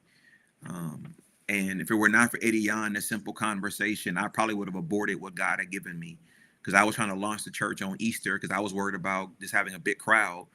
And it wasn't what he said, it's how he said it to me. He asked me, he was like, when are you going to start the church? I said, on Easter. He was like, this Easter? And he asked the question with such reservation that I went to God in prayer. And the Spirit said to me, I never said Easter. You said Easter. And I went and I repented, man. And I later heard God say the 8th day of the 8th month. And then Joseph Henderson, man, from Celebrating New Life Tabernacle, this man met with me. I barely knew him, but I reached out to him. We had lunch one day at Logan's when I was in Tallahassee. And he said to me, he said, young preacher, whatever you need, resources, whatever you need, you have it free of charge. And that man, he has always availed himself, his library, his access, his wisdom. I was not one of their members ever, man, but they saw the call of God on my life and they wanted to play their roles. And, you know, I learned with church planning that there is a spirit of jealousy, man, that's out there when you do this. I didn't ask to be a church planner. This was not what I'd ever envisioned. If anything, the Lord blessed me to be the top candidate for 2 churches. And both times God said no when the church has called me. I would go through the interview process, get to that point, and God would say no. One time I was actually sitting at dinner at Applebee's on Appalachian Parkway with the chairman of the deacon board, and they were getting ready to negotiate all the terms with me, and the Lord told me, get up and walk out. And I remember looking around, and the Lord said to me, this is not my will for you. And I had to literally tell him, I said, we were sitting there eating appetizers. And I said, Deacon, with all due respect, I got to go. He said, what do you mean? I said, the Lord just told me I'm supposed to be here. And I cried all the way home. And that was hard, right? Because you know, that's just not what I had envisioned. I got to give a shout out to my brother, man, Pastor Lorenzo Johnson. Lo and I went to FAM together. We served at Tabernacle together. Lo was the first person I ever saw again as a college minister. But I saw Lo balance being a college student and being a preacher. And he always kept it on the bottom shelf. He started this ministry called Jam for Jesus when we were in college, man. And Lo was genuine to the vision God gave him. We had an executive team. I watched, Lo taught me about discipline. I watched this brother call us into fasting, into prayer as college students, man, over this vision God had given. I watched him preach uncompromisingly, man. But Lo and his family now live back in Miami where he's from, man. But that brother, I caught more from him, man, just being in fellowship, but watching his discipline. You know, going to FAM with women everywhere, man, watching his discipline and watching his sincerity about the call of God on his life. He came up under Bishop Victor T. Curry, right? And so he had a discipline coming into college, unlike anything I had seen, man. And so I'm going to always appreciate Lo, man, because he was real to us in a confident space. Just us trying to be who God wanted us to be in that regard, man. Never any jealousy there, truthfully, man. It was just watching the brother in that regard, man. And then the last two people I'll share with you, he's going to be with the Lord. I'm trying to do this without crying. Going to be with the Lord, man. But Deacon Harvey LeCount Sr., he was one of the senior deacons at Tabernacle. His favorite hymn was A Charge to Keep I Have. And Deacon LeCount, one Sunday, I preached my first Sunday preaching after being licensed. He pulled me aside and he said to me, he said, young man, God's going to do some great work in your life. I see it all over you. He said, may I give you 2 levels of advice? And I said, yes, sir. He said, lesson number 1, keep your face in the book. He said, lesson number 2, keep your penis in your pants. And he said, promise me you'll honor both of them. I said, sir, to my dying day, I will. And he took his last breath early this year, man. But that man genuinely cared about me as a preacher, as a young man coming into ministry. He cared about me as a person, but he also cared about my integrity. And he was just who he was. Not to give honor, man, to Deacon Charles Harden, who's my senior deacon now. Deacon Harden is an old school deacon, man. He believes in taking care of the pastor in the first family. And this man honors us, take care of us, man, but loves on us genuinely. So these are the people, man. A lot of other people I'm missing, don't get me wrong, man, but major. My last 3 would be my grandmother, my maternal grandmother, my Aunt Mary, and my mom. These were the 3 women who taught me about Jesus, introduced me to Jesus, preached to me about Jesus, and walked before me the life of Jesus Christ. And I would not be a Christian today if I did not see that example exemplified, man. And so, Jay, I'm happy you helped us do this, man. Brothers and sisters, thank y'all so much for riding with us this entire show. You know, longer than we normally are on, but we wanted to have a real conversation. We have entered into ministry through our various ways, but God has been graciously kind to each of us. I'm honored that God continues to entrust us with not only preaching, man, but pastoring. And there is a difference between preaching and pastoring. And I'm grateful to God. I'm grateful for our brotherhood, our fellowship. I want to conclude by saying this to every preacher that's out there.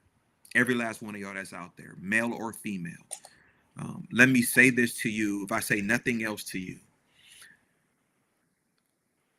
The omniscience of God is such where God knows everything about you and still chooses to use you.